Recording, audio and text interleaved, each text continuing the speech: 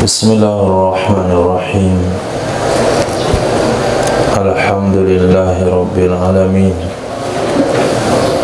Wassalatu wassalamu ala Sayyidina Maulana Muhammadin wa ala alihi wa sahbihi ajma'in, amma ba'du. Rabbi yassir wa la tu'assir, Rabbi tamim bil khair. Rabbana asrah lana sudurana wa yassir lana umurana wa umurul muslimin. Madati uqramati fid darini, amin. Babu dukhuli Makkah. Betul. Baca.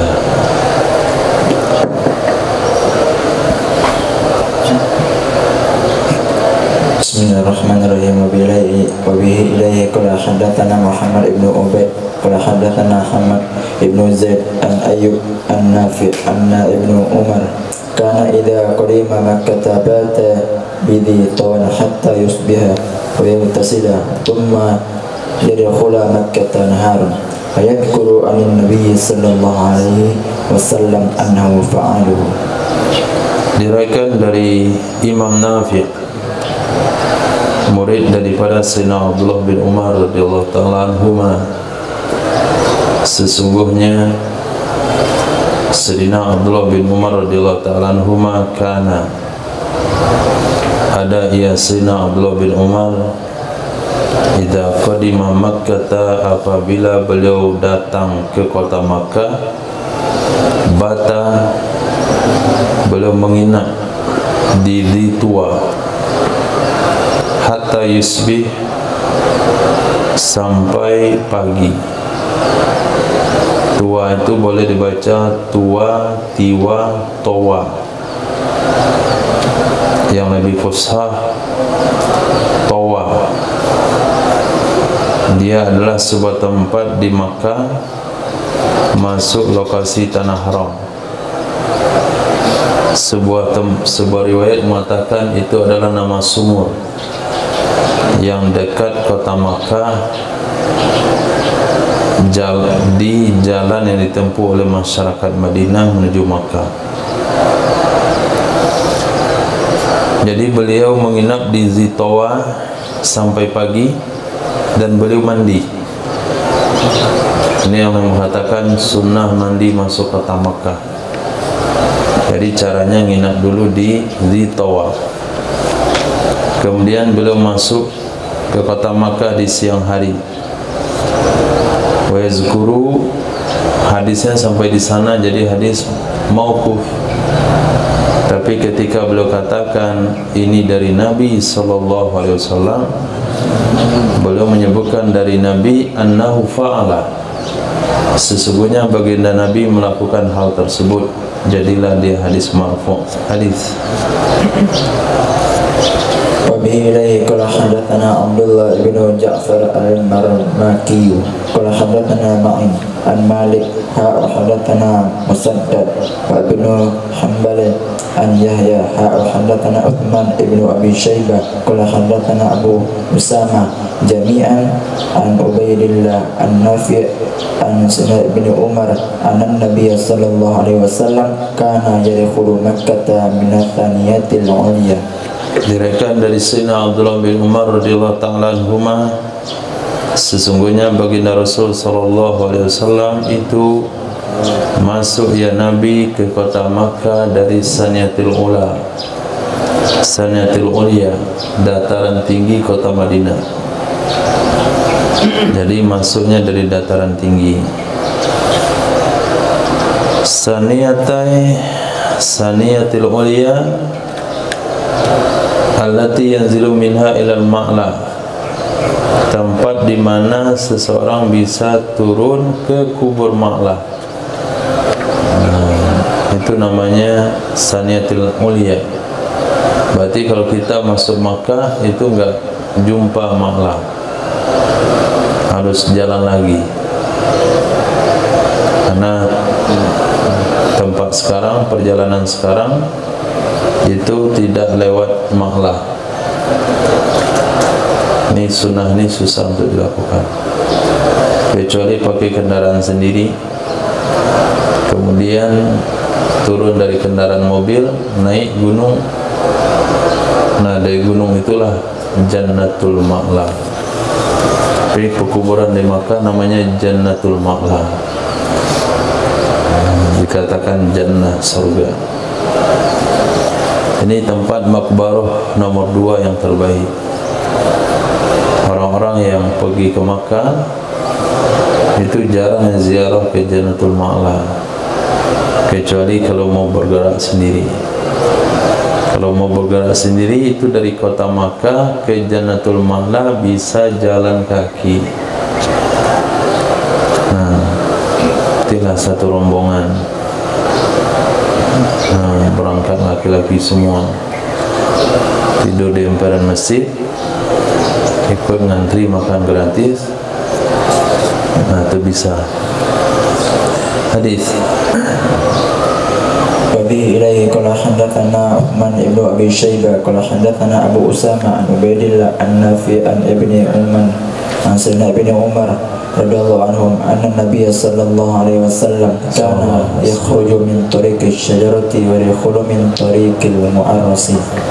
Diriwayatkan dari Sayyidina Abdullah bin Umar, sesungguhnya baginda Nabi SAW ada ya Nabi keluar, artinya keluar dari kota Makkah dari Tariqis Syajarah. Tariqis Syajarah artinya Syajarah yang ada di Dzul Hulaifah. Jadi Nabi keluar dari jalan menuju Dzul Hulaifah dan masuk dari jalan Mu'arras. Mu'arras itu artinya tempat yang sudah dikenal di Makkah, jarak 6 mil dari kota Madinah. Tempat yang sudah terkenal di kota Makkah, dia jaraknya 6 mil, 18 kilo dari Madinah, disebut Mu'arras. Mu'arras mana dasarnya adalah tempat yang digunakan untuk menginap di ujung malam. Itu mana Mu'arras, tapi sudah menjadi nama. Hadis. وبه إليه قال حدثنا هارون بن عبد الله قال حدثنا أبو أسامة قال حدثنا هشام بن عروة عن أبيه عن سيدة عائشة رضي الله تعالى عنها قالت دخل رسول الله صلى الله عليه وسلم عام الفتح من كداء من أعلى مكة ودخل في الأمرة من قدان قال وكان عروة يدخل منهما جميعا وكان أكثر ما كان يدخل من قدان وكان أقربهما إلى منزله.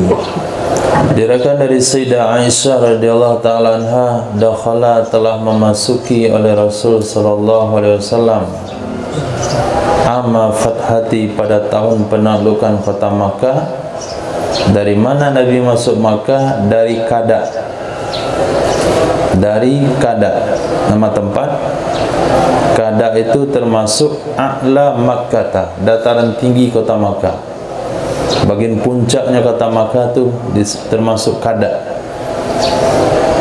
Wa dakhala, dan masuk ya Nabi di dalam pelaksanaan umroh, yaitu umroh qadha. Tahun ke berapa ya? Umroh qadha tahun ke 7 setelah perjanjian Hudaybiyah. Nah, masuk ya Nabi pada umroh qadha itu dari Kuda. Dari Kuda. Kuda itu dataran rendah. Dataran rendah. Dia dekat dengan pintu umroh. Jadi pintu Masjidil Haram itu ada namanya pintu umroh. Nah, dari Babil umroh dia dekat. Qala, berkata ia Urwah, berkata ia Hisam, adalah Urwah bapaknya, yadkhulu minhuma, dia masuk dari kedua-duanya sekaligus. Dari kedua-duanya, yaitu dari Kada dan Kuda. Wa kana aktsaru ma kana yadkhulu min Kuda, dan adalah yang sering sekali ada ia Urwah itu masuk dari Kuda. Nabi masuk kota Makkah ketika Fathul Makkah dari kada. Waktu umrah qada dari kuda. Sayyidina Urwah bin Zubair kata anak beliau yaitu Hisham, bapak saya itu masuk dari kedua tempat waktu umrah. Pernah umrah masuk kota Makkah dari kada, pernah umrah masuk dari kota Makkah dari kuda.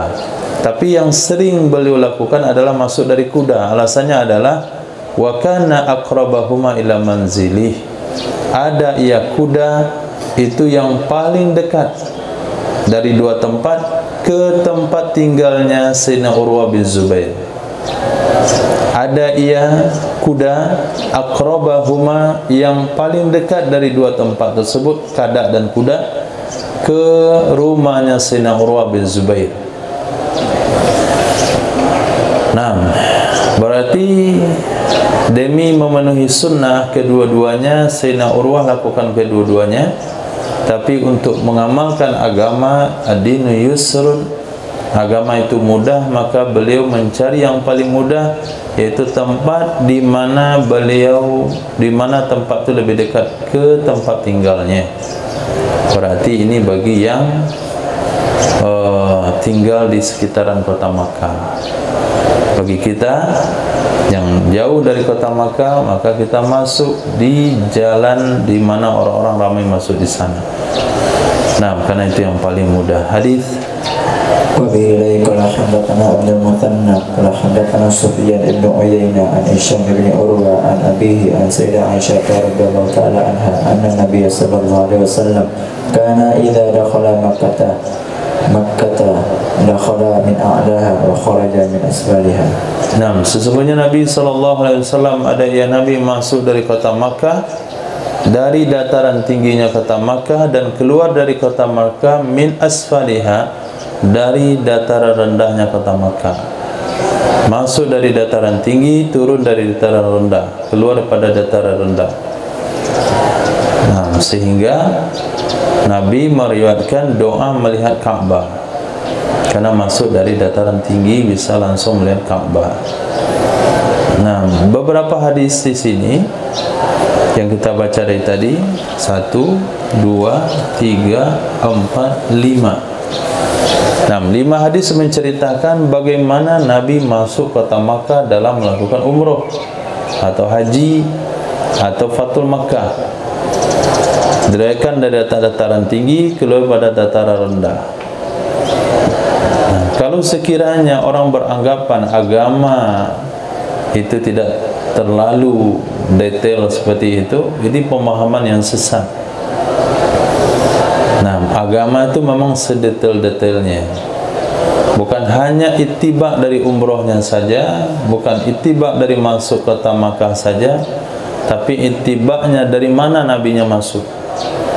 Maka disunahkan juga kita untuk mengikutinya, dan itulah yang dilakukan oleh sahabat Sayyidina Abdullah bin Umar, Sayyidina Urwah bin Zubair, kemudian cerita pada Sayyidah Aisyah radhiyallahu ta'ala anha. Babun fi raf'il yadain idza ra'al bait. Bab dalam hal mengangkat kedua tangan apabila melihat Ka'bah. Mengangkat dua tangan ketika melihat Ka'bah. Kenapa bisa lihat Ka'bah? Karena Nabi masuk dari dataran tingginya. Hadis وبه إليه قال حدثنا يحيى بن معين أن محمد بن جعفر حدثه قال حدثنا شعبة قال سمعت أبا قزعة يحدث عن المهاجر المكي قال سئل جابر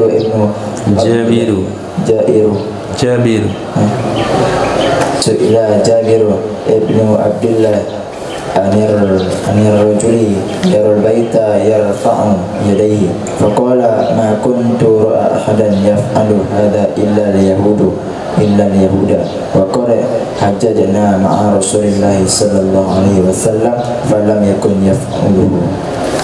Nah,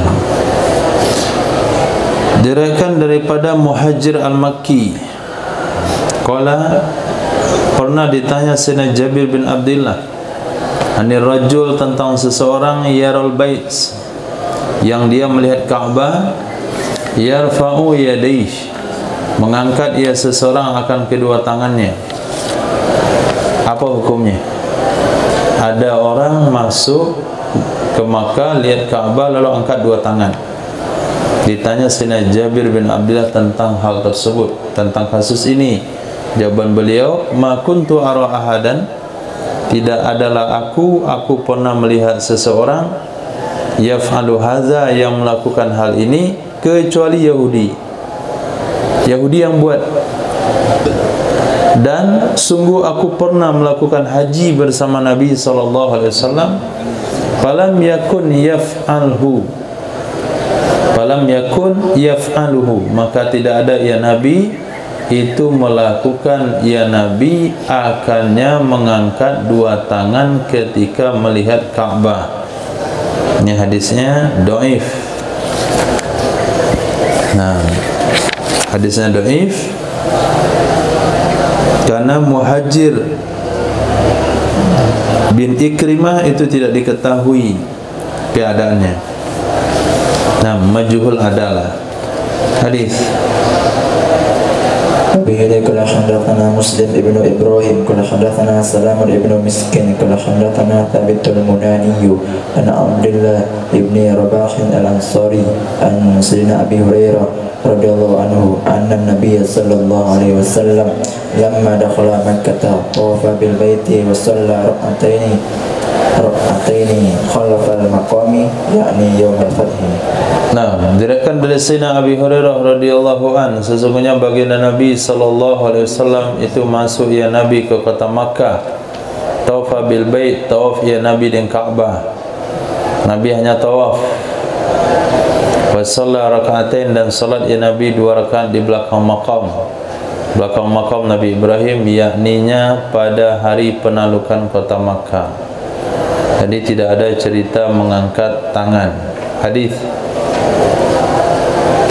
Bihi qala hadatsana Ahmad ibn Hanbal qala hadatsana Yahzu ibn Asad wa Hashim, yani ibn Qasim qala hadatsana Sulaiman ibn Muwirah an Thabit an Abdullah ibn Rabahin an Sayyidina Abi Hurairah radhiyallahu anhu qala aqbala Rasulullah sallallahu alaihi wasallam fadakhala Makkah fa aqbala Rasulullah sallallahu alaihi wasallam dal hajari fa astalamahu thumma tawafa bil baiti thumma ata safa fa'alahu haythu yanzuru ila al baiti fa rafa'a yadayhi faja'ala yadhkurullah ma sya'an yadhkuruhu wa yad'uhu qala wal ansaru tahtahu qala Hashim fada'a wa hamidallah wa da'a bima sya'an ay yad'uhu. Diriwayatkan dari Sayyidina Abi Hurairah radhiyallahu anhu, akbala, telah menghadap oleh Sayyidina Rasul sallallahu alaihi wasallam. Pada khala Makkah, maka masuk ya Nabi ke kota Makkah. Fa aqbala, maka menghadap oleh Sayyidina Rasul sallallahu alaihi wasallam ke Hajar, yaitu Hajarul Aswad. Fastalamahu, lalu melambaikan tangan ya Nabi akannya Hajarul Aswad. Jadi ketika kita memulai tawaf, kita menghadap ke Hajarul Aswad dalam keadaan merubah posisi badan menghadap ke Hajarul Aswad. Nah, bukan hanya melambaikan tangan dalam keadaan menyamping, tapi kita rubah posisi, tapi harus setelah menghadap itu mundur sedikit ke belakang untuk melanjutkan tawaf. Karena ketika menghadap, kalau tergeser ke depan lalu kita tidak mundur ke belakang, maka tawaf yang kita kerjakan itu dianggap batal satu putarannya. Kenapa dianggap batal? Karena kita tawaf dalam posisi menghadap Ka'bah, sementara syarat tawaf itu dalam posisi menyamping ke Ka'bah. Maka kalau tidak memungkinkan untuk mundur ke belakang karena desakan yang sangat kuat, maka kita tidak dianjurkan untuk menghadap Ka'bah. Nah, daf'ul mafasid muqaddam ala jablil masalih. Kita lambaikan tangan begini saja, karena di belakang orang sudah dorong-dorongan. Kita berjalan mur arus. Kalau kita putar, terdorong ke depan, berarti kita sudah menempuh tawaf dalam keadaan posisi hadap Ka'bah. Maka mundur dulu ke belakang. Mundur itu melawan arus nggak mungkin. Maka ya sudah begini saja. Menghadapnya muka. Tapi kalau waktunya pas, tempatnya tidak berdesak-desak, kita lakukan yang seperti ini, menghadap dengan posisi badan menghadap ke Ka'bah, ke Hajarul Aswad, lalu lambaikan tangan, lalu cium tangannya, summa tawaf bil bait, kemudian tawaf ya Nabi dengan Ka'bah, kemudian setelah 7 keliling datang ya Nabi ke Safa. Ke Safa fa'alahu, maka naik ya Nabi, mendaki ya Nabi akannya Safa. Bukit Safa didaki. Hari ini kalau kita sa'i di lantai bawah masih bisa naik ke Safa, masih ada gunungnya nampak, tapi sudah dikeramik semua, tapi disisakan itu batu aslinya masih nampak. Nah, kalau nanti sa'inya di lantai 2, di lantai 3, ini tidak terasa. Tidak terlalu menikmati bagaimana mendaki Bukit Safa. Tapi kalau tawafnya lantai bawah, sa'inya lantai bawah, ini terasa bagaimana ittiba sunnah dalam mendaki Safa. Jadi harus didaki. Di zaman Nabi, di kitab-kitab klasik dikatakan kita sunnah menaik ke Bukit Safa seukuran berdiri kita. Kalau tinggi kita 170, naik itu ukuran 170 juga, nggak usah lebih sampai ke puncaknya. Kadangkala sebagian kita lihat dia tidak terlalu memperhatikan jarak sa'i yang ditempuh, belum sampai ke tempat Safa, belum pasti dia dah balik lagi ke Marwah. Ini mengkhawatirkan. Harusnya melingkari tiang yang ada di Bukit Safa. Untuk menghayal aja dulu, tiang bermana? Ya, ada tiang di situ. Ada berapa tabungannya? Umroh.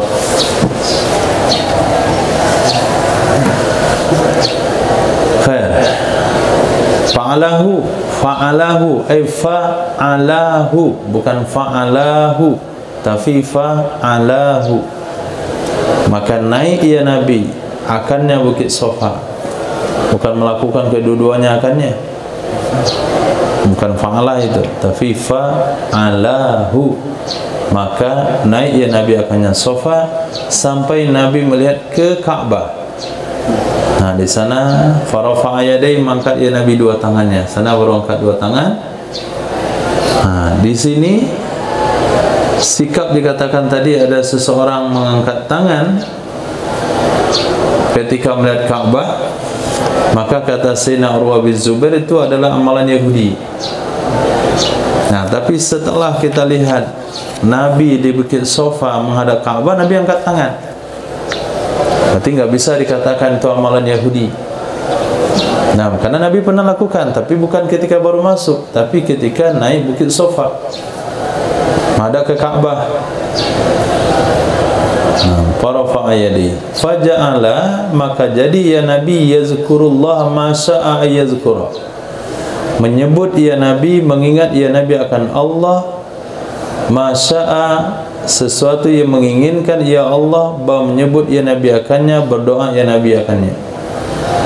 Qala wal ansaru tahtahu, dan orang Ansar di bawahnya Nabi.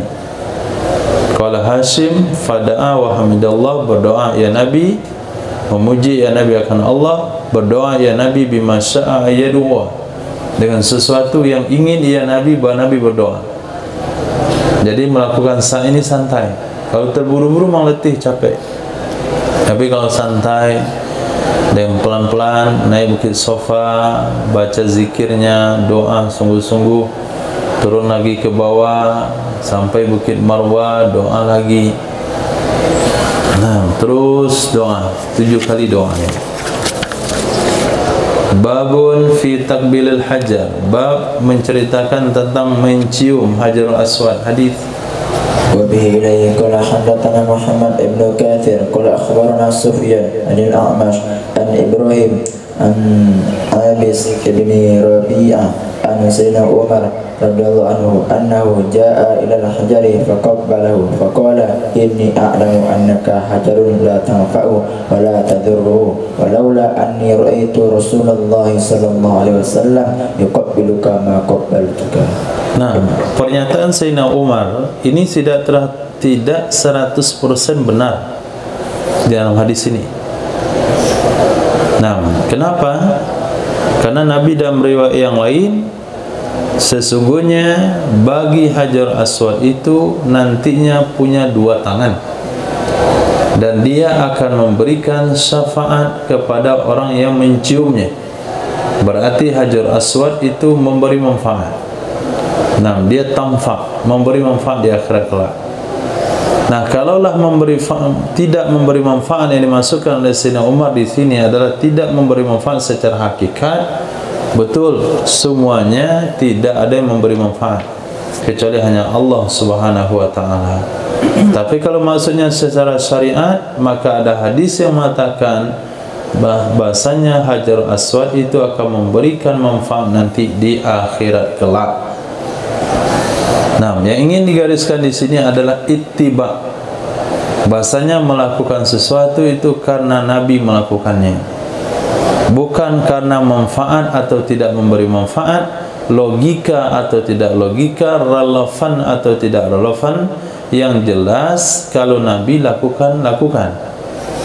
Dari Sayyidina Abis bin Rabi'ah, dari Sayyidina Umar bin Khattab radhiyallahu ta'ala anhu annahu sesungguhnya Sayyidina Umar jaa datang ya Sayyidina Umar ke Hajar Aswad faqabbalahu lalu mencium ya Sayyidina Umar akannya Hajar Aswad.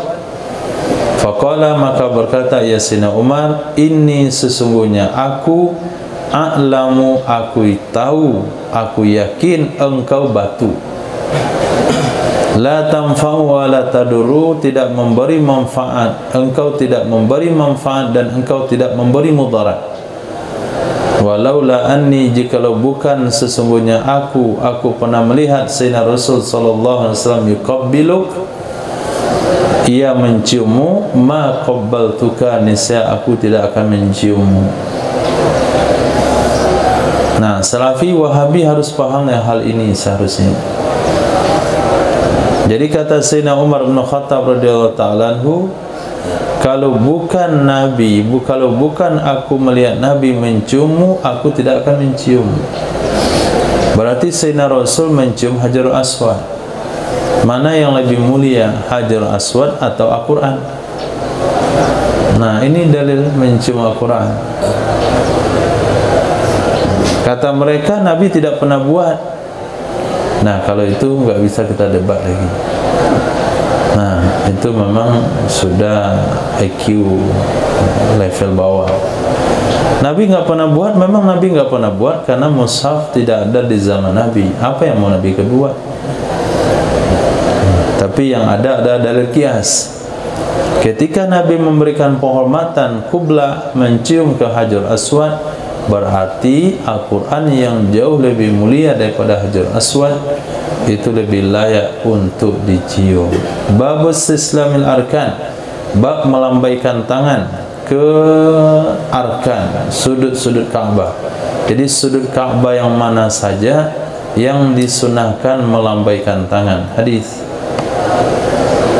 Wabihi ilaihi qala hadatsana Abdul Walid At-Tayalisi qala hadatsana Layth an Ibni Shihab an Salim an Sayyidina Ibni Umar radhiyallahu anhu qala lam ara Rasulullah sallallahu alaihi wasallam yamsahu minal baiti illa ruknaini al-yamaniyaini. Kata Sayyidina Abdullah bin Umar, lam ara, aku tidak pernah melihat Rasul sallallahu alaihi wasallam yamsahu, mengusap ya Nabi, menyentuh ya Nabi dari Ka'bah kecuali 2 sudut Yamani, 2 rukun Yamani. 2 rukun Yamani maknanya rukun Hajar Aswad dengan rukun Yamani. Rukun Yamani ada di sudut sebelum Hajar Aswad. Nah, sebelum kita jumpa dengan Hajar Aswad, kita akan ketemu di rukun Yamani. Dua pojok ini, dua sudut ini dikatakan rukun Yamani karena kedua-duanya mengarah ke Yaman. Hadis. Wabillahi qala hadatsana Makhlad ibnu Khalid qala hadatsana Abdul Razzaq qala akhbarana Ma'mar an Az-Zuhri an Salim an Sayyidina Abdullah ibni Umar radhiyallahu ta'ala anhuma annahu ukhbira bi qawli Sayyidatina Aisyah radhiyallahu ta'ala anha innal hijra ba'duhum minal baiti faqala Sayyidina Abdullah ibnu Umar radhiyallahu ta'ala anhuma wallahi inni la azunnu Sayyidatina illa lidzalik. Nah, salah satu alasan kenapa sudut Ka'bah, dua sudut Ka'bah yang lainnya tidak Nabi lambaikan tangan, ini salah satu alasannya pendapat pada Sayyidina Abdullah bin Umar.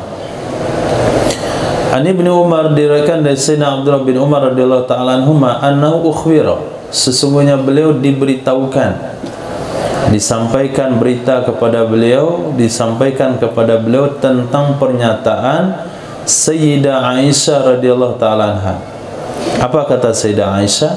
Innal hijra ba'duhu minal bait, sesungguhnya hijir, yaitu hijir Ismail, yaitu kamar Nabi Ismail, sesungguhnya hijir sebahagiannya itu termasuk Ka'bah. Jadi sebagian dari hijir itu masuk dalam Ka'bah. Maka berkatalah Sayyidina Abdullah bin Umar, wallahi, demi Allah, inni la azunnu, sesungguhnya aku menduga, aku mengira akan Aisyah, in kanat sami'at hada, jika ada ya Sayyidah Aisyah itu mendengarkan ya Sayyidah Aisyah akan ini hadis dari Rasul sallallahu alaihi wasallam. Inni la adunnu, sesungguhnya aku menduga akan, sesungguhnya Rasul sallallahu alaihi wasallam lam yatruki istilamahuma, tidak meninggalkan ia Nabi akan melambaikan tangan kepada keduanya dua sudut Ka'bah, dua sudut Ka'bah, kecuali sesungguhnya kedua-duanya sudut Ka'bah laisa ala qawaidil bait, tidaklah kedua-duanya sudut itu di atas pondasi Ka'bah. Ini alasan kenapa dua sudut Ka'bah yang ada ke arah hijir Ismail itu tidak dilambaikan tangan oleh Nabi, karena hijir Ismail masih masuk dalam Ka'bah. Berarti sudut Ka'bah itu yang dua ini tidak berada di pondasi Ka'bah, dia berada di bagian dalam, bukan bagian luar. Itu alasan pertama. Wala tafannasu wara'al hijr ila lidzalik, tidaklah tawaf manusia di luar hijir, tidaklah tawaf manusia di belakang hijir, kecuali karena alasan ini. Dan inilah pendapat yang diuraikan oleh ulama Syafi'iyah, orang yang tawaf masuk lewat hijir, tawafnya tidak sah. Kenapa tawafnya tidak sah? Karena hijir masuk dalam kategori Ka'bah, sementara perintah Allah adalah falyattawafu bil bait, tawaf itu dengan Ka'bah. Kalau dengan Ka'bah maknanya di luar, enggak boleh di dalam. Nah, berarti kalau orang tawafnya di dalam hijir, berarti dia masuk dalam Ka'bah. Alhamdulillah. Nah, baginda Rasul membiarkan Ka'bah seperti itu, tidak merubahnya daripada pondasi sebelumnya, sehingga kita yang bukan presiden negara itu bisa masuk ke dalam Ka'bah dengan cara masuk ke hijir Ismail. Nah, hadis. Wa bihi qala hadatsana Musaddad qala hadatsana Yahya an Abdul Aziz bin Abi Rawad an-Nafi' an Sayyidina Abdullah bin Umar radhiyallahu ta'ala anhu qala kana Rasulullah sallallahu alaihi wasallam la yada'u an yastalima rukna al-yamaniyah wal hajra fi kulli tawfatin qala wa kana Abdullah bin Umar yaf'aluhu.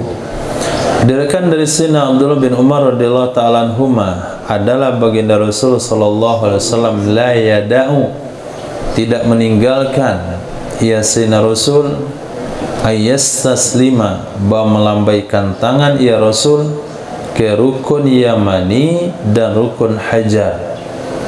Ruknal Yamaniya wal Hajaro, rukun Yamani dan Hajar, yaitu Hajar Aswad. Fi kulli taufatin, pada setiap tawaf, pada setiap mengelilingi Ka'bah. Qala wa kana Abdullah bin Umar yaf'alu, berkata ya Imam Nafi', adalah Sayyidina Abdullah bin Umar itu melakukan akannya istilam, melambaikan tangan ke dua rukun Yamani dan Hajar Aswad. Babut tawafil wajib, bab tawaf wajib. Hadis. Wabillahi qala hadatsana Ahmad ibn Shalih qala hadatsana Ibnu Wahbin qala akhbarani Yunus an Ibnu Syihab an Ubaidillah yakni Ibnu Abdullah bin Utsbah an Sayyidina Abdullah bin Abbas radhiyallahu taala anhuma anna Rasulullah sallallahu alaihi wasallam tawafa fi hajjatil wada'i ala ba'irin yastalimu rukna bi mihjanin. Diriwayatkan dari Sayyidina Abdullah bin Abbas radhiyallahu anhuma, sesungguhnya Nabi sallallahu alaihi wasallam itu tawaf ya Nabi pada hajjatul wada. Nah, pada hajjatul wada ini tawaf rukun haji. Di mana Nabi tawaf, yaitu di atas ontanya. Nabi tawaf di atas ontanya, berarti Nabi tawaf di atas kendaraan. Maka tidak ada ulama mengistimbat sunnah tawaf di atas kendaraan.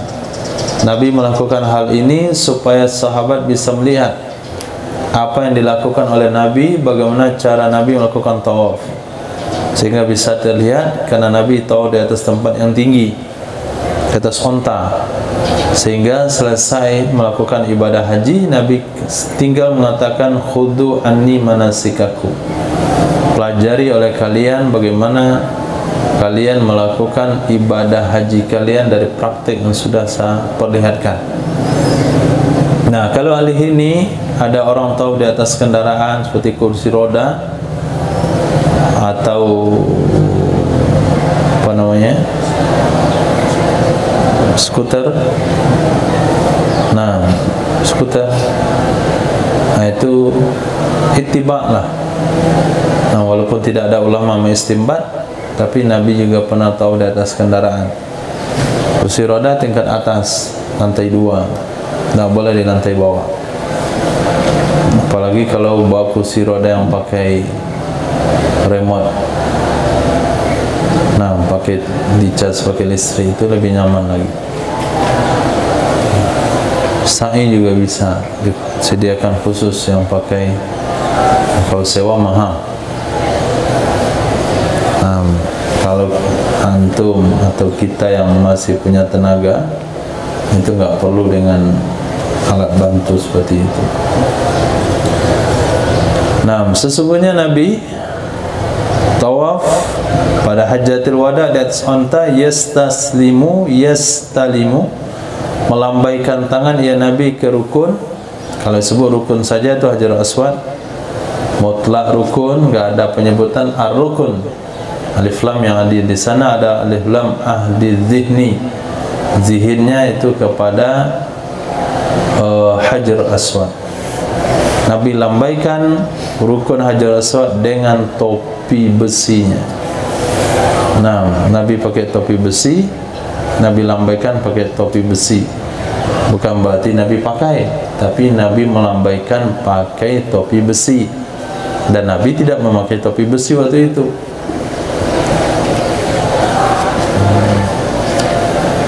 Kalau Nabi pakai, boleh juga. Kenapa boleh? Karena Nabi sudah tahallul awal. Nah, karena sudah tahallul awal. Hadis. Wabillahi qala hadatsana Musarrif ibn Amr al-Yami qala hadatsana Yunus yani ibn Bukairin qala hadatsana Ibnu Ishaq qala hadatsani Muhammad ibn Ja'far ibn Zubair an Ubaidillah bin Abdullah bin Abi Thawrin an Sayyidatina Safiyah binti Syaibah qalat lama itama'anna Rasulullah sallallahu alaihi wasallam bi Makkah amal farhi tawafa ala ba'irin yastalimu rukna bimihjanin fi yadihi qalat wa ana anzuru ilaihi. Nah, diriwayatkan dari Sayyidah Safiyah binti Syaibah, kata beliau, lamma itma'anna, tatkala telah tenang oleh Sayyidina Rasul sallallahu alaihi wasallam di kota Makkah pada tahun penaklukan Makkah, selesai semua tugas, berhala sudah dihancurkan, yang Islam sudah diislamkan, dan nyaman, dan tenang, dan tentram. Nabi tawaf di atas ba'ir, di atas ontanya, yastalimu rukna, Nabi melambaikan tangan ke rukun Hajar Aswad dengan topi besi yang ada di tangannya Nabi. Berkata Sayyidah Safiyah, ana anzuru ilaih, aku memandang kepadanya Nabi, aku memperhatikan Nabi waktu itu. Jadi ada dua riwayat. Sayyidina Abdullah bin Abbas itu ketika Hajjatul Wada, riwayat pada Sayyidah Safiyah ini ketika Amul Fatah. Ketika Amul Fatah. Jadi kedua-dua hadis ini tidak tolak belakang. Hadis pertama sahih, kedua hasan. Bisa saja Nabi lakukan hal tersebut dua kali dengan cara yang sama. Hadis Wabi'ilai qala hadatsana Harun ibnu Abdillah wa Muhammad ibnu Rafi al-Ma'na qala hadatsana Abu Asim an Ma'ruf yani ibnu Kharalbudha al-Makkiyah qala hadatsana Abu Tufail qala ra'aitu an-nabiy sallallahu alaihi wasallam yatufu bil baiti ala rahilatihi yastalimu rukna bimihjanihi thumma yukabbiluhu. Diriwayatkan daripada Abu Tufail radhiyallahu anhu, diriwayatkan pada Sayyidina Abu Tufail radhiyallahu anhu, kata beliau, aku pernah melihat Nabi sallallahu alaihi wasallam tawaf di Ka'bah ala rahilati, di atas kendaraannya Nabi, melambaikan tangan ia Nabi ke rukun Yamani, ke rukun Hajar Aswad dengan topi besinya Nabi. Kemudian mencium ia Nabi akannya topi besi. Kemudian mencium ia Nabi akannya Hajar Aswad. Yukabbilu ay badal hajar lil mashi. Kemudian mencium ia Nabi akannya topi besi.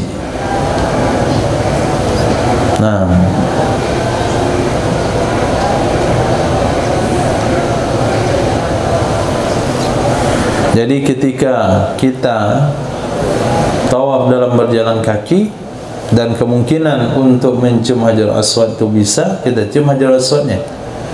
Tapi kalau enggak mungkin, kita cium tangan atau apa saja yang kita lambaikan ke Hajar Aswad. Kalau ketika dia sedang tawaf itu selfie, melambaikan hajar itu dengan handphonenya gitu, maka handphonenya dicium.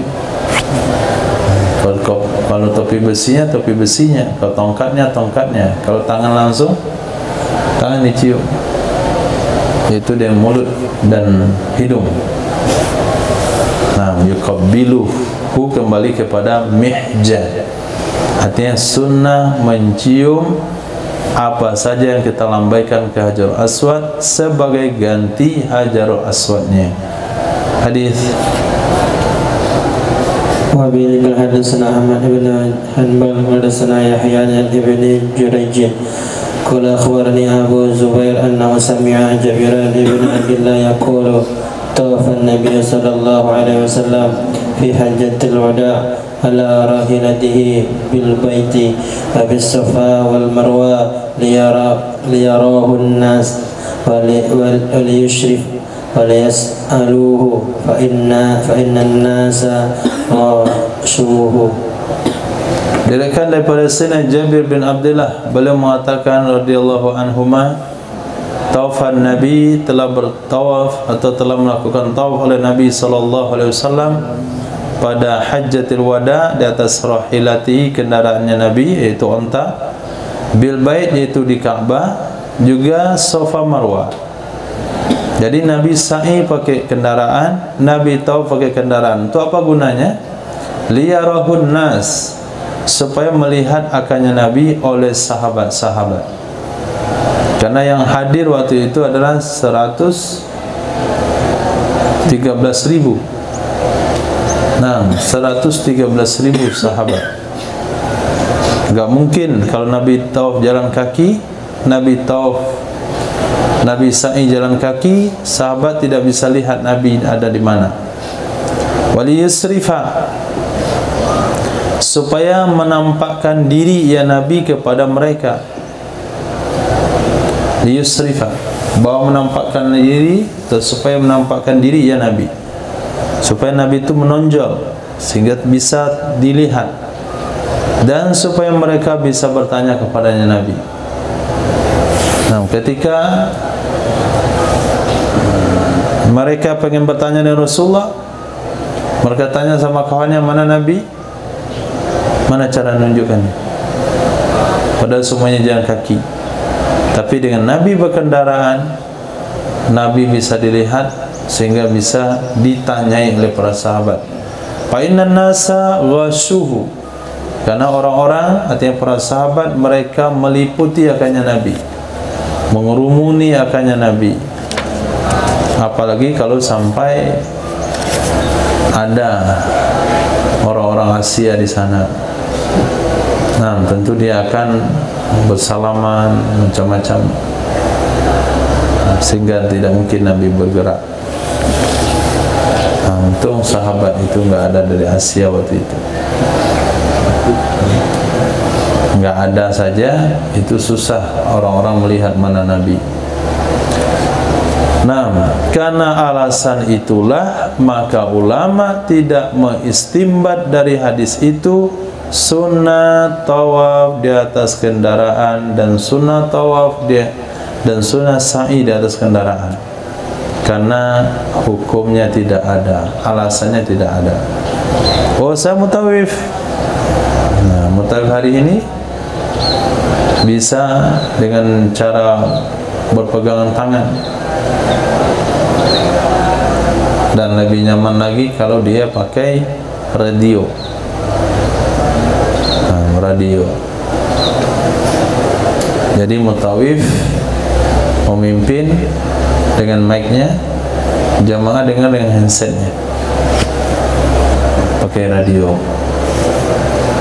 Kalau radio kita itu kan suaranya kencang, ini yang suaranya pakai handset.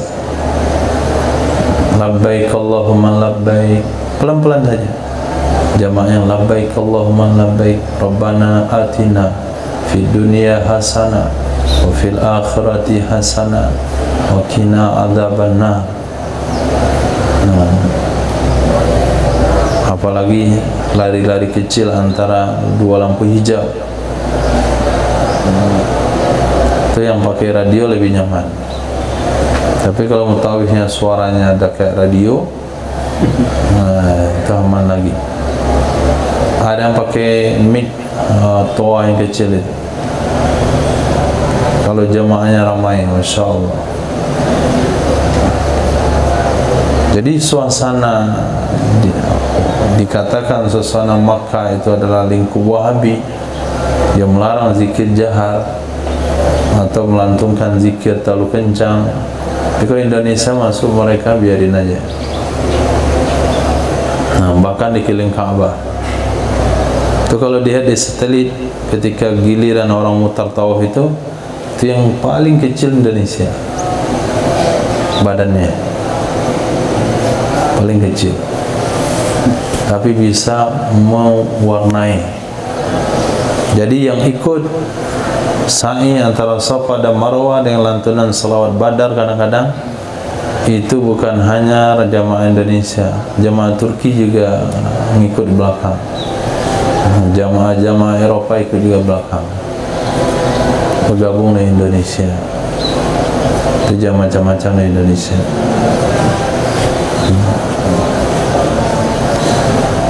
Nah, hadis. وبه قال حدثنا مسدد قال حدثنا خالد بن عبد الله قال حدثنا يزيد بن ابي زياد عن إكرمة عن سيدنا ابن عباس رضي الله عنه أن رسول الله صلى الله عليه وسلم قدم مكة وهو يشتكي فطاف على راحلته كلما أتى على ركن استلم الركن بمحجر فلما فرغ من طوافه أناخ فصلى ركعتين. Nah, ini alasan kedua kenapa Nabi tawaf di atas kendaraan. Diriwayatkan oleh Sayyidina Abdullah bin Abbas radhiyallahu ta'ala anhuma, sesungguhnya baginda Rasul sallallahu alaihi wasallam qadima datang ya Nabi ke Makkah wa huwa yastaki, sementara beliau sedang sakit. Nah, beliau sedang sakit. Fatawafa ala rahilati, maka tawaf ya Nabi di atas kendaraannya Nabi. Kullama ata ala rukun, setiap kali mendatangi ya Nabi atas sudut Hajar Aswad, melambaikan ya Nabi ke sudut tersebut dengan topi besinya. Falamma faragha min tawafi, maka tatkala selesai ya Nabi dari tawafnya, anakha, menurunkan, mendudukkan ya Nabi akannya kendaraan. Berarti kendaraannya unta. Anakha, didudukkan. Fasalla, lalu salat ya Nabi 2 rakaat. Berarti Nabi salat sunat tawafnya tidak di atas kendaraan, tapi di belakang makam Nabi Ibrahim. Nah, untuk mendapatkan sunnah salat di belakang makam Nabi Ibrahim, salat saja yang penting saja daripada makamnya. Enggak perlu terlalu dekat dengan makam. Nah, terlalu dekat dengan makam, lalu nanti minta lagi penjaga 3 orang tu. Kalau mau solat dekat makam 3 orang kongsi. Nah, setelah kawan solat, sedang kawan solat kita pagar, lindungi kawan tu 2 orang diri situ. Solatnya enggak usah lama-lama. Kemudian solat 1 orang jaga 2 orang, baru bisa solat belakang makam. Nah, tapi kalau enggak mau, mundur ke belakang, karena itu masih pelintasan tawaf. Nah, kadang-kadang mengganggu orang. Sebab itulah saya pisah dengan orang tua waktu tawaf. Nah, orang tua enggak lihat orang depan sedang sholat, lewat saja. Pas saya lewat, orang sedang sujud. Nah, sujudnya lama juga. Pas lewat, orang tua dah hilang. Nah, begitu sebentarnya hilang. Tapi kalau berangkat dengan anak muda hilangnya, sudahlah. Pasti tunggu di hotel ketemu juga entar. Tapi berangkat dengan orang tua, tunggu di hotel, enggak jumpa lagi nanti. Bisa cari dulu, cari lagi.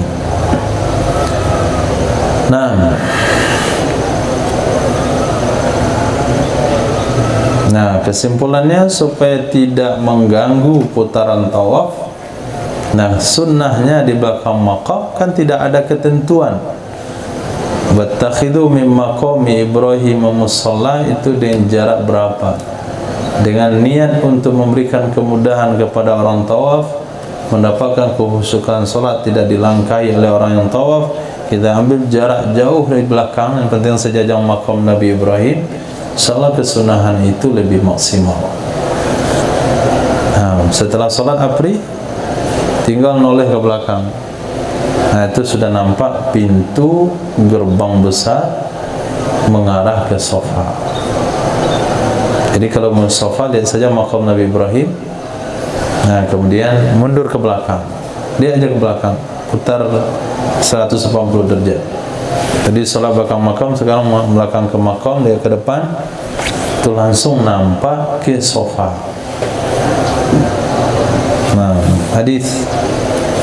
وبذلك لسنا القعنبي عن مالك عن محمد بن عبد الرحمن بن نوفل عن روح بن زبير عن زينب بنت أبي سلمة عن أم سلمة زوج النبي صلى الله عليه وسلم أنها قالت شكوت إلى رسول الله صلى الله عليه وسلم أني أشتكي فقال توفي من وراء الناس وأنت راكبة. قالت yaltaftu Rasulullah sallallahu alaihi wasallam hina izin yusalli ila janbil baiti wa huwa yaqra'u bittur wa kitabin mastur. Dirikan daripada Sayyidah Ummi Salamah radhiyallahu ta'ala anha, zaujin Nabi, istri Nabi sallallahu alaihi wasallam, annaha qalat, sesungguhnya Sayyidatina Ummi Salamah pernah berkata, aku adukan kepada baginda Rasul sallallahu alaihi wasallam, anni astaki, sesungguhnya aku sedang sakit. Maka berkatalah Nabi, tufi mi wara'in nas, tawaflah kamu di belakang manusia. Arti ambil barisan paling belakang. Wa anti raqibah, engkau berkendaraan. Barisan paling belakang, artinya barisan gak ada lagi orang di sana, ambil. Maka wajar kalau difatwakan, kalau dibuat aturan hari ini yang berkendaraan artinya berkursi roda itu lantai 2. Qalat, berkata ya Sayyidatina Ummi Salamah, maka aku pun tawaf. Padahal Sayyidina Rasul sallallahu alaihi wasallam ketika itu sedang solat di samping Ka'bah. Aku tawaf, sahabat yang lain juga tawaf. Nabi waktu itu sudah selesai tawaf, beliau solat di samping Ka'bah, beliau baca ayat Wattur wa kitabim mastur. Babul ittiba fit tawafi, bab menyelempangkan kain atau rida pada saat tawaf. Diselempangkan. Nah, diselempangkan itu dengan cara meletakkan tengah-tengah rida di bawah ketek kanan atau ketiak kanan. Nah, ambil tengah-tengahnya, taruh di ketiak kanan supaya nggak kebalik nanti. Nah, kalau kebalik nanti ada 2 kemungkinan, antum menjadi anggota DPR atau presiden.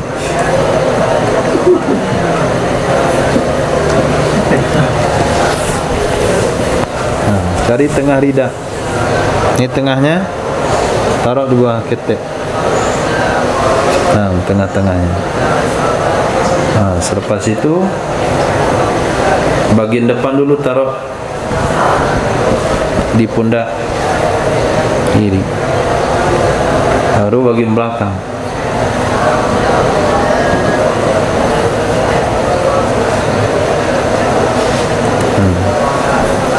Nah, ini pegang di tengah, yang depan dikebelakangin, kan ada tengah tadi, belakangin, yang belakang taruh ke depan. Ini dipegang. Nah, biasa yang belakang ini kan panjang tuh. Nah, ini bagian belakang ini bisa diselipkan di di sarung. Ini diselipkan di sarung. Ini pegang. Nah, dah gini. Kalau ada orang India lewat, masukkan tangan ke dalam, jangan sampai kesentuh. Labbaik Allahumma labbaik. Pundak kanan, jangan sampai kembali. Khair. Itu namanya ittiba. Qala tawafan nabiyyu, telah tawaf oleh Nabi sallallahu alaihi wasallam muttabi'an. Hakada Nabi menyelempangkan dengan bur artinya burdah, selendang akhdar, berwarna hijau. Jadi enggak mesti kain ihram itu putih. Nah, enggak mesti putih, hijau juga boleh. Nabi waktu itu selendangnya itu kain berwarna hijau.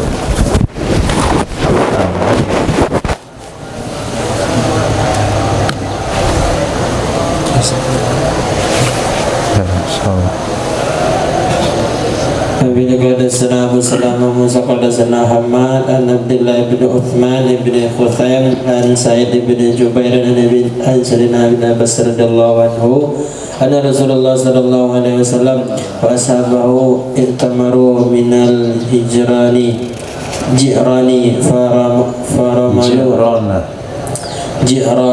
فرملوا بالبيت وجعلوا أرديتهم تحت أباتهم قد قذفوها على أواتهم اليسرى.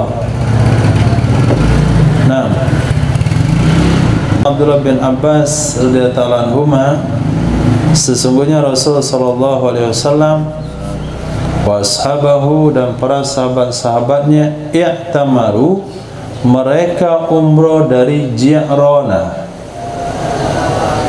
Nah, mereka umroh dari Ji'rana. Para malu, mereka romal dengan bait. Romal artinya berlari-lari kecil. Ini disunnahkan putaran 3 pertama saja. 3 putaran pertama romal. Waja'alu, dan mereka memposisikan ardiyatahum, selendang-selendang mereka, tahta abatihim, di bawah ketiak-ketiak mereka. Jadi selendang itu diletakkan di bawah ketiak kanan. Qad qazafuha, sungguh mereka melemparkan akannya selendang, meletakkan akannya selendang di awatik, pundak-pundak mereka yang kiri. Jadi tengah selendang di bawah ketiak kanan, kemudian ujung-ujung selendang di atas pundak yang kiri. Nah, pundak yang kiri dengan posisi tadi. Nah, bagian depan ditaruh di bawah lebih awal, kemudian bagian belakang taruh di atas supaya ujungnya bisa kita pegang. Atau boleh juga, nah boleh juga bagian belakang ke depan. Ini juga boleh.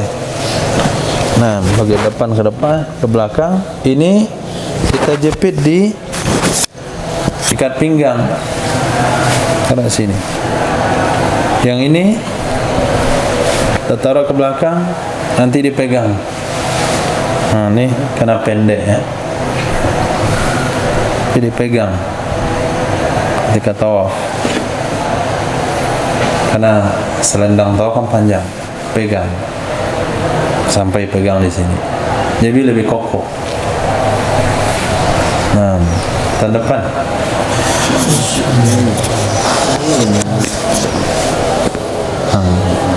viral dulu videonya. Khair. Babun fir ramal, bab tentang ramal,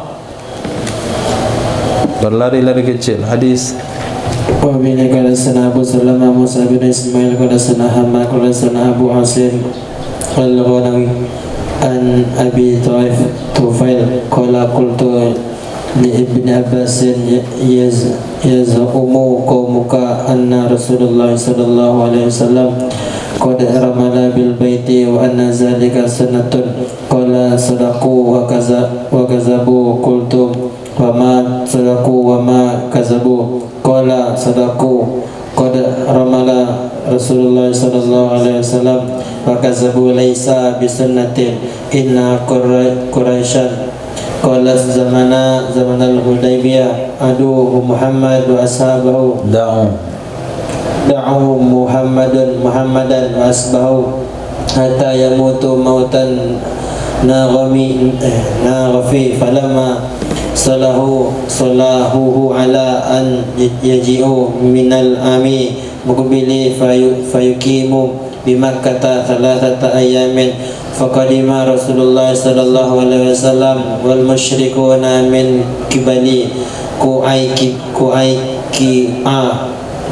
faqala Rasulullah sallallahu alaihi wasallam ya sahabihi irmulu bil baiti thalathan urmulu bil baiti thalathan wa laysa bisunnatin qultum yaz'umu qaumuka anna Rasulullah sallallahu alaihi wasallam tafa baina Safa wal Marwati ala ba'iri wa anna zalika sunnatun faqala sadaqu wa kazabu qultu ma sadaqu wa ma kazabu qala sadaqu qad tafa Rasulullah sallallahu alaihi wasallam baitus Safa wal Marwa ala ba'iri wa kazabu laysa bi sunnatin kana an-nasu la yadfa'una an Rasulillah sallallahu alaihi wasallam wa la yasrafuna annahu fatafa'ala ba'irin liyasma'u kalamahu wa liyaraw makanahu wa la tanalu aydihim. Diriwayatkan dari Abi Tufail, Sayyidina Abi Tufail, qala, beliau berkata, aku pernah katakan kepada Sayyidina Abdullah bin Abbas radhiyallahu anhuma, yaz'umu qaumuka,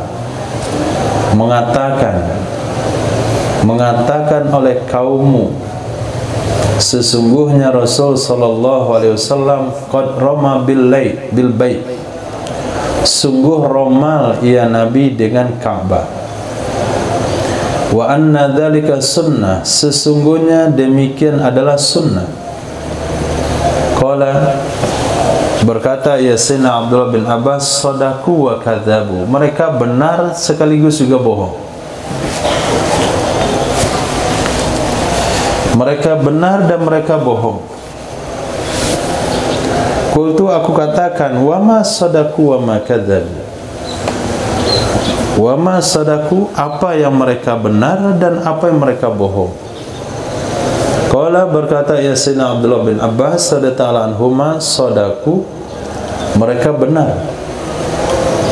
Qad ramala Rasulullah, sungguh melakukan romal oleh Rasul sallallahu alaihi wasallam. Memang benar Nabi itu romal. Lalu mereka katakan zalika sunnah wa kadzabu, mereka dalam hal ini bohong. Laisa bisunnah, tidak sunnah. Ini pendapat Sayyidina Abdullah bin Abbas, tapi pendapat ini tidak dipakai oleh ulama Syafi'iyah, karena ulama Syafi'iyah tetap mengatakan sunnah romal pada putaran 3 pertama. Nah, tapi kata Sayyidina Abdullah bin Abbas, romalnya Nabi itu tidak sunnah. Kenapa? Inna Quraisyan qalat, sesungguhnya bangsa Quraisy berkata, zamanal Hudaybiyah, di zaman Hudaybiyah, da'u Muhammadan wa ashabah, biarkan oleh kalian akan Muhammad dan kawan-kawannya hatta yamutu mautan naghaf, sehingga mereka mati seperti mati onta yang kena ulat. Mautan naghaf, mati tiba-tiba, seperti matinya onta kena ulat.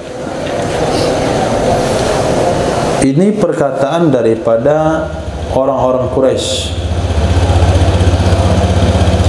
Falamma salahuhu,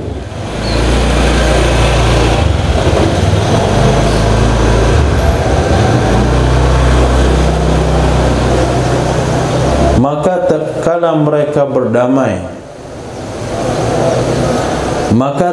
mereka berdamai, akannya Nabi, ala ayyaji'u minal amil muqbil, bahwa mereka sahabat akan datang dari tahun depan, yaitu Umratul Qadha, bahwa mereka akan datang dari tahun depan, fayukimu, lalu mereka menetap di Makkah selama 3 hari. Maka datanglah Sayyidina Rasul sallallahu alaihi wasallam dan orang-orang musyrik dari arah Qu'ayqi'an. Maka berkatalah Nabi sallallahu alaihi wasallam kepada sahabat-sahabatnya, urmulu bil bait salasan, romallah kalian dengan Ka'bah 3 kali. Putaran 3 pertama itu romal. Walaysa bisunnah, tidak ia romal termasuk sunnah. Jadi romalnya Sayyidina Rasul ketika tawaf itu untuk mematikan atau mematahkan argumen orang musyrik. Bahasanya masyarakat Madinah, mereka sahabat di Madinah itu kena demam Madinah. Dia akan mati pelan-pelan. Mereka akan lemah. Biarkan saja mereka mati. Nah, Nabi katakan, ini anggapan orang musyrik. Coba tunjukkan kekuatan kalian sehingga tawafnya itu maraton, sehingga tidak nampak atau apa namanya itu, tidak nampak seperti yang mereka dugakan. Nah, maka berkatalah Nabi, romallah kalian. Dan itu tidak sunnah. Qultu, aku bertanya kembali, kata Sayyidina Abi Tufail, yaz'umu qaumuka, menuduhkan atau mengatakan oleh kaummu, sesungguhnya Rasul sallallahu alaihi wasallam tawaf antara Safa dan Marwah di atas ontanya Nabi. Wa anna zalika sunnah, sesungguhnya itu sunnah. Jadi tawaf pakai kendaraan sunnah. Berkata ya Sayyidina Abdullah bin Abbas, sadaku wa kadzabu, mereka dalam hal ini benar juga, bohong juga.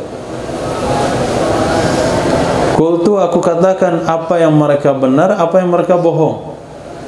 Qala sadaku, berkata Sayyidina Abdullah bin Abbas, mereka benar ketika mengatakan qad tawafa Rasulullah, sungguh tawaf oleh Rasul sallallahu alaihi wasallam antara Safa dan Marwah di atas ontanya Nabi. Wa kazabu, dan mereka bohong, laisa bisunnah, itu bukan sunnah. Sa'i dengan kendaraan itu bukan sunnah. Kana nas la yudfa'una ar-rasulillah, adalah para sahabat itu mereka tidak bisa ditolak, tidak bisa dihindarkan dari Sayyidina Rasul sallallahu alaihi wasallam. Mereka tidak bisa dipalingkan dari baginda Rasul sallallahu alaihi wasallam, pasti berdesak-desak dari Nabi. Maka tawaf ya Nabi di atas onta supaya mereka mendengarkan kalamnya Nabi, mereka bisa melihat posisinya Nabi dan tidak mencapai akannya Nabi oleh tangan-tangan mereka. Jadi itu karena faktornya supaya bisa mencontohkan kepada sahabat apa yang Nabi baca, bagaimana sikap Nabi di atas onta, supaya Nabi tidak tersentuh oleh tangan mereka. Nah, dua hadis ini ulama Syafi'iyah mengambil yang pertama tetap sunnah, yaitu romal, bukan karena menunjukkan kepada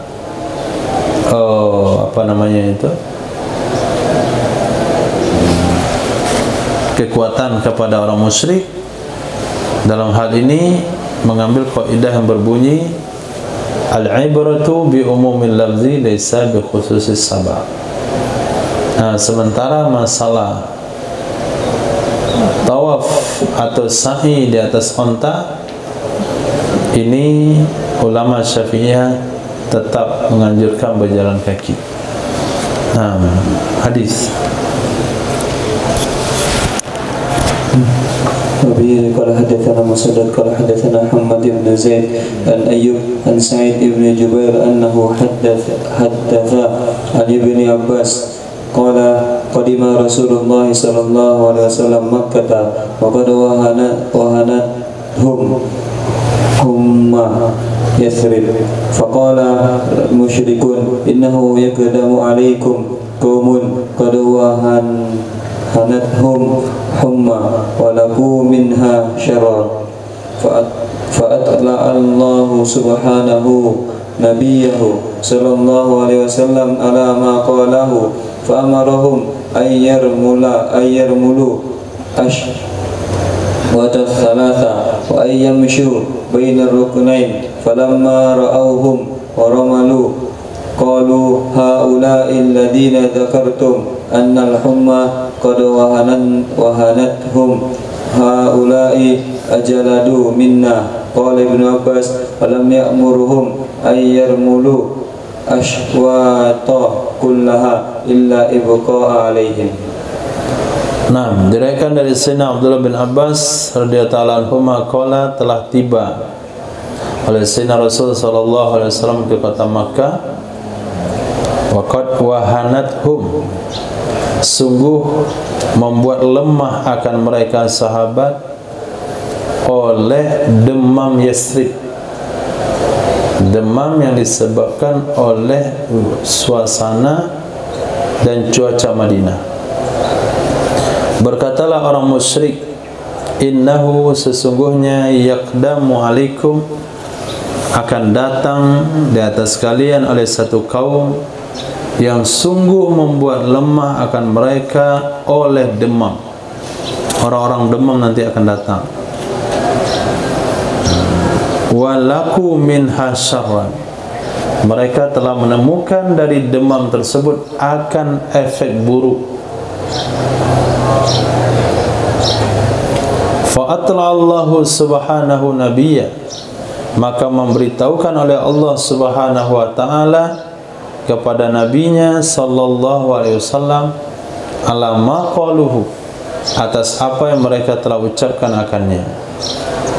Fa'amarahum, lalu memerintahkan ia Nabi akan mereka supaya mereka berlari-lari kecil al-aswat as-salasa, putaran 3 pertama. Al-aswat, putaran as-salasa yang 3. Wa yamsu baina ruknain, mereka berjalan antara 2 rukun, rukun Yamani dengan rukun Hajar Aswad. Itu enggak berlari, tetap jalan. Nah, ternyata tawaf yang meromal itu hanya 3 putaran pertama. Kemudian antara rukun Yamani dengan rukun Hajar Aswad ini jalan. Kenapa jalan? Karena orang-orang Makkah mereka menyingkir ke Jabal Abi Kubis, yaitu yang ada di rukun Syami, ke arah Hijr Ismail.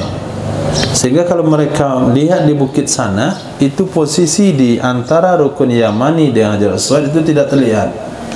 Sehingga di posisi di sudut yang tidak terlihat itu Nabi tetap jalan kaki.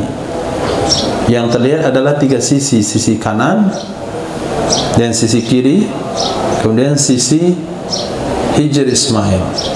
Maka di sanalah 3 sisi saja yang mereka melakukan romal. Ini asbabul wurud, kenapa ada romal dalam tawaf. Falamma ra'awhum, maka tatkala mereka melihat mereka orang kafir, melihat mereka orang Islam, romalu, mereka romal. Ternyata tawafnya itu bersemangat seperti tentara berlari-lari kecil. Qalu, mereka katakan, haula'i alladzina zakartum annahum qad wahanatu, mereka orang-orang yang kalian katakan demam telah melemahkan mereka? Haula ajladu minna, mereka lebih kuat dari kita.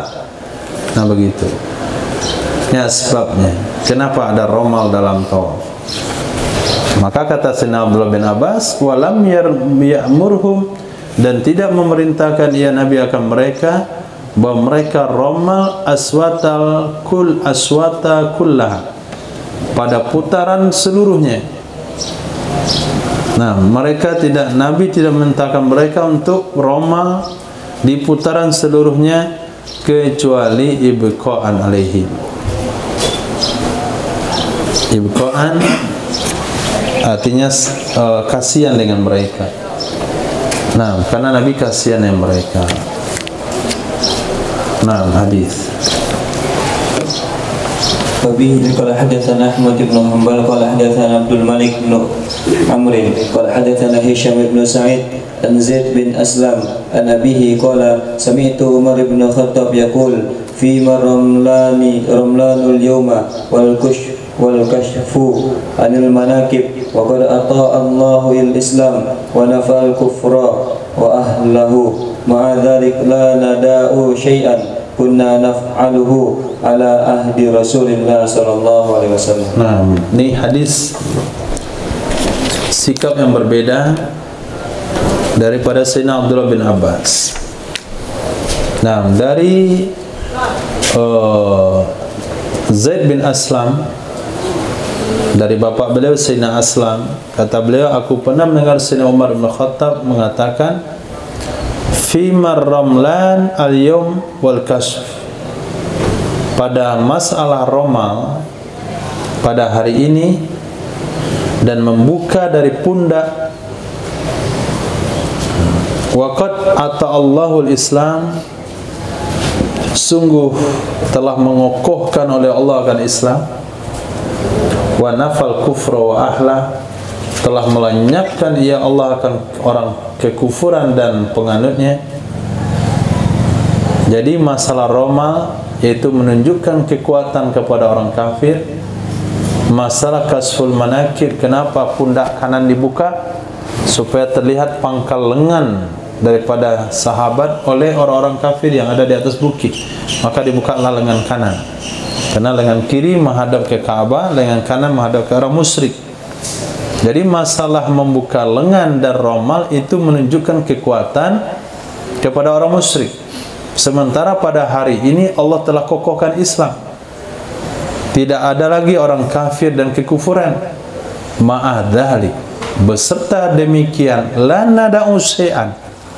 Ini sikap yang diajarkan oleh Sayyidina Umar. Kita tidak meninggalkan sesuatu. La nada'u syai'an, kita tidak meninggalkan sesuatu yang adalah kita dulu melakukannya di zaman Nabi sallallahu alaihi wasallam. Nah, berdasarkan hadis ini, maka tidak dipakailah pendapat dari Sayyidina Abdullah bin Abbas yang mengatakan tawaf sunnah romal tidak, sa'i sunnah berkendaraan tidak, karena itu adalah tuntutan waktu pada saat itu. Tapi sikap Sayyidina Umar tidak. Walaupun pada hari ini orang kafir tidak ada lagi, dan karena orang kafirlah adanya romal dan membuka pundak, tapi kita tidak akan tinggalkan apa yang sudah kita buat dulu bersama Nabi sallallahu alaihi wasallam. Maka fatwa inilah yang dipakai dalam mazhab kita, tetap romal 3 putaran pertama, kecuali sudut Hajarul Aswad dengan rukun Yamani, kemudian tetap membuka pundak. Kaidahnya al hukmu bi umumil lafzi laisa bi khususis sabab. Urmulu, kata Nabi, ya urmulu, tanpa melihat sebab musababnya. Begitu juga tentang qasar salat, tetap aja qasar walaupun tidak ada lagi penindasan daripada orang-orang kafir. Ketika hal itu ditanyakan oleh Sayyidina Umar kepada baginda Rasul, Nabi katakan itu adalah sedekah dari Allah Subhanahu wa taala. Sehingga daripada hadis-hadis tersebut lahirlah kaidah usul fikih al-ibratu bi umumil lafzi laisa bi khususis sabab. Wallahu a'lam. Subhanallah wa bihamdihi, subhanakallahumma wa bihamdika, asyhadu an la ilaha illa anta, astaghfiruka wa atubu ilaik. Subhanaka rabbil izzati amma yasifun. Assalamu ala mursalin, alhamdulillahirabbil alamin.